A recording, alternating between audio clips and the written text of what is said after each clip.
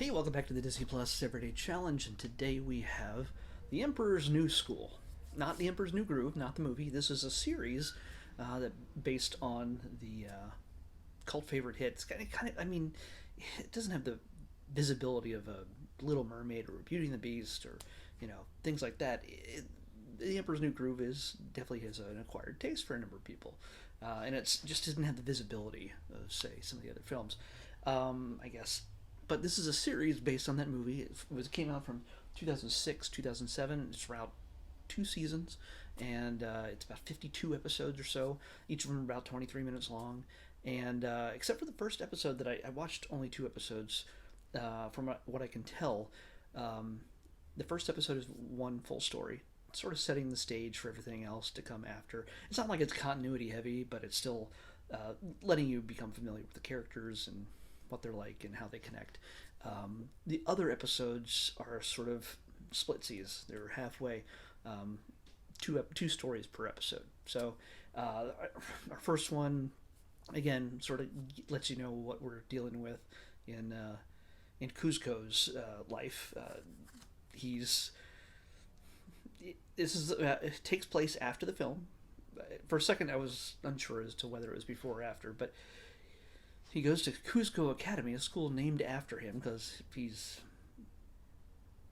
the emperor, but he's sort of cut off from everything he uh, owns, his riches, his wealth, his power, until he graduates high school, basically, in the Incan world. And so yeah, he's cut off, and of course, who else but Isma is there to uh, foil him? She's disguised herself as the principal, as me, and she's doing everything she can to make sure that Kuzco does not graduate. And if he does not graduate, he does not take power, and she does. And of course, assisting her is Patrick Warburton. By the way, Yzma, Eartha Kitt. Eartha Kitt, just like it was in the movie. But hey, Eartha Kitt, Catwoman. She also made a First Lady cry at one point, I think. Uh, but yeah, anyway, Kronk is back, her sidekick, by the baritone voiced Patrick Warburton. Anything that Patrick Warburton's in, I will watch.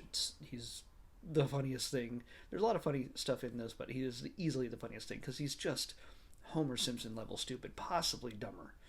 Probably, yeah, he's probably dumber than Homer Simpson. But he's got a kind heart, even though he's working for the bad guy. Even though probably because he doesn't realize he is. And half the time, he walks into the office. He's going. By the way, he's going to high school there with Kuzco, which I figured he was a grown man, but I'm confused by this. Every time he walks into the principal's office, she has to remind him that she's actually Yzma, that she's actually the his boss who is trying to ruin Kuzco's life. And Kuzco is involved. Well, not he's not involved. He wishes he was involved with a girl named Melina, who is a straight A student. She's super intelligent. She's super pretty, and he wants to be with her. And she's barely interested in him, but who knows how that could change over a series. But he's everything. She's everything he's not. She's smart and capable, and he is just lazy, egocentric, a jerk to pretty much everybody. Uh, there's a lot of fourth wall breaking here, by the way. He will stop the story completely in order to talk to us, the audience, about how great he is. There's even a segment in which he doodles. He explains what's going on, or he actually, instead of having the animators draw out an entire scene, he sums it up in stick figures on a piece of paper, which they probably didn't have in that form back in the ancient days, but who cares? Draws out everything and explains how that sequence went. So the story moves along a little bit faster. You don't spend so much on animation. This is definitely not movie level animation either. It's definitely Saturday morning cartoon version of the animation, which it's not bad, but you're not going to expect this to be movie theater quality Disney animation. And honestly, this is not meant to be taken as seriously. It's definitely more about zinger, joke, joke, zinger, zinger, zinger, and I'm crazy and frantic, and he's got a lot of energy. So yeah, if you can keep up with all of that self-centered, crazy energy, then you'll like this, especially if you like the original. Maybe if you're like obsessive about the original, this might not live up to your standards. I don't know.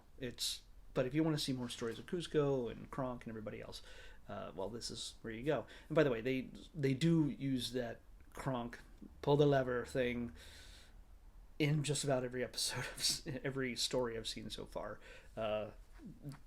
Twice in the second episode because there's two stories. So yeah, they make sure to make all the references they need to. The very first episode, instead of a llama, Cusco we see him turned into a rabbit, and then the entire episode is an explanation as to why he's a rabbit. So, I'm trying to think other people. Oh, by the way, David Spade is not Cusco, as he was in the original movie. J.P. Manu. God, I hope I pronounced it right. I'm sorry. He's been in a ton of stuff. You'll recognize his voice. He's just in a lot of stuff. He's a character actor, and he's definitely he's not a David Spade impersonator, but he's got the vibe of Cusco down pat. He's got that energy. So yeah, Manous, J.P. Manu. You've seen him. You've heard him. He's all over the place. So yeah, this is a great cast. Oh, by the way, I gotta mention a few others. Curtis Armstrong, Booger from Revenge of the Nerds, is one of his teachers. We have Rip Taylor shows up. Wendy Malick is Chicha. There's Pasha is played by John Goodman, as he was in the film. So yeah, there's a lot of recognizable. Corey Burton. Miley Cyrus shows up for a couple episodes as a waitress. Did not get to see an episode with her in it, I don't think. If I did, I missed it. I must have blacked out. I don't know. But yeah, there's tons of voice actors you'll recognize if you follow that kind of stuff. They're all over this. So yeah, it's like I said, it's about 52 episodes, and looks like some good fun. Whether it lives up to your standards, if you're a new Emperor's New Groove obsessive fan, is really up to you. But it's definitely got the vibe and the energy and the pacing of a Saturday morning cartoon that's just has to tell that story in 12 minutes. So, because there's 2 per one. So, anyway, yeah, it's a good old time. Check it out if you like the movie, and tell if you don't like it, if it doesn't compare to what you think the movie offered you, then tell me about it. Tell me I'm wrong. It's good fun.